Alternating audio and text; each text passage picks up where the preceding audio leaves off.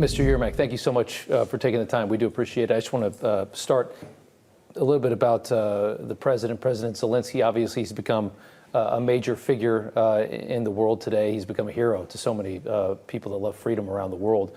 And you are behind the scenes in this administration.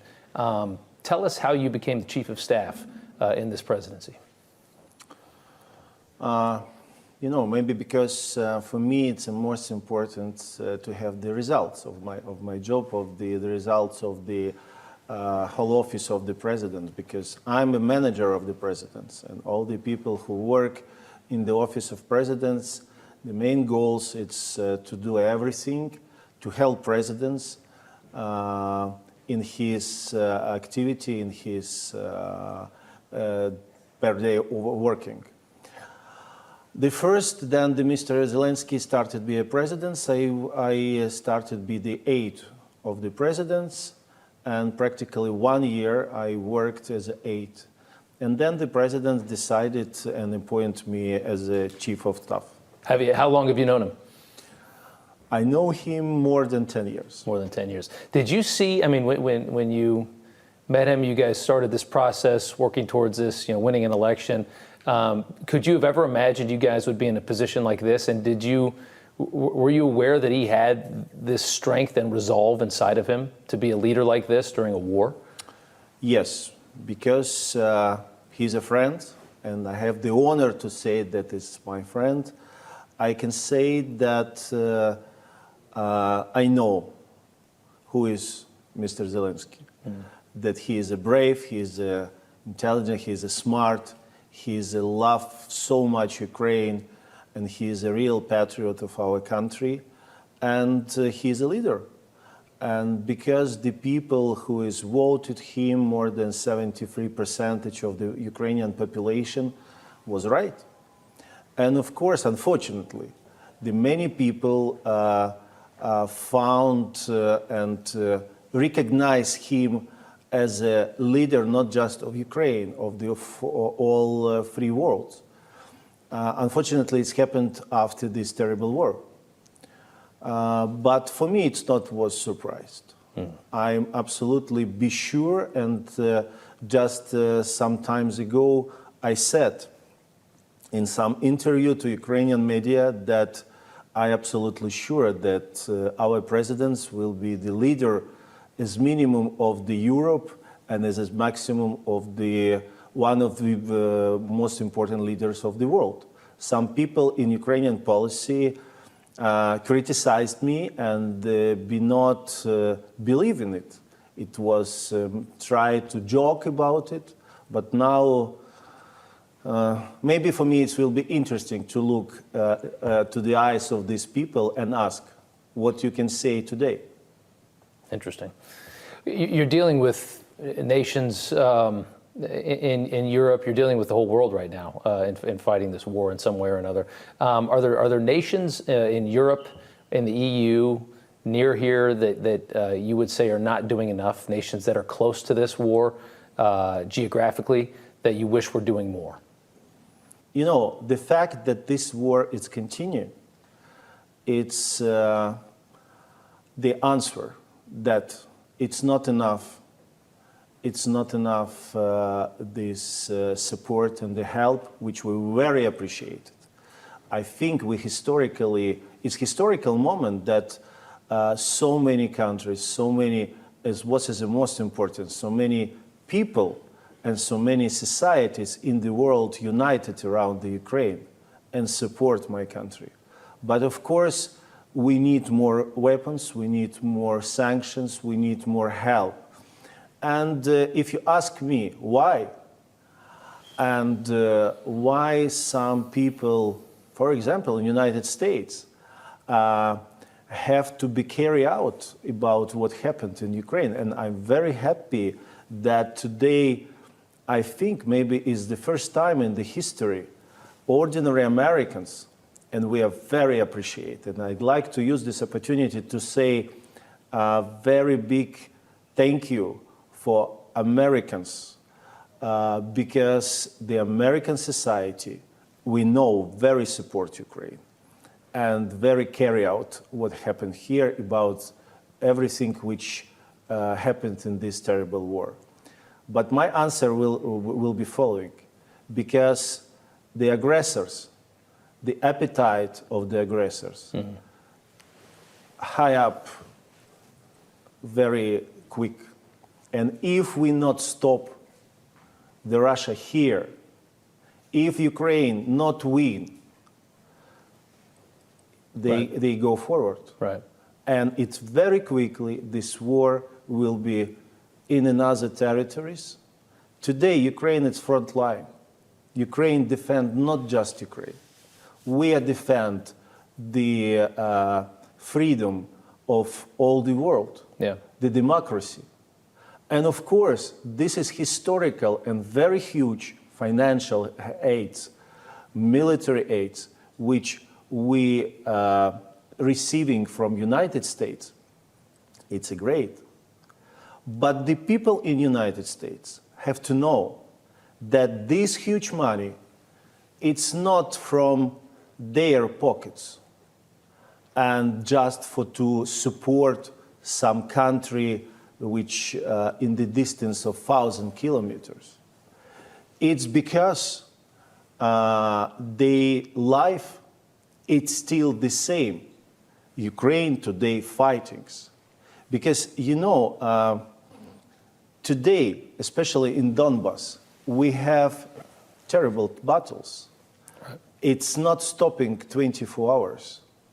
Our heroes, our people, dying every day, every hours. But they dying, of course, first of all, for Ukraine, but in the same time, they dying today and for Americans as well. Let me ask you about the multiple launch rocket system. It's this system that you guys have won from the United States. There was a bit of a disconnect there between the president and the White House, whether or not they were going to send this. They are going to send this. Apparently, they don't want to send long-range missiles, though, is part of the problem. How do you see that? How big of an issue is that for you? I propose to wait, first of all, the official announcement of the President Biden and White House about the first package of the military support, military aid. Let's see what will be in this package. And of course, after it, we hope the list, what we need, exactly have, and at the White House, in the Pentagon, and in all capitals of our friends and our partners. Sure. And we are in the permanent contact. You know, with my colleagues, Jake Sullivan, now speaking practically every day, and of course discussed, and they know exactly what we need, for what purposes, and our military in connections.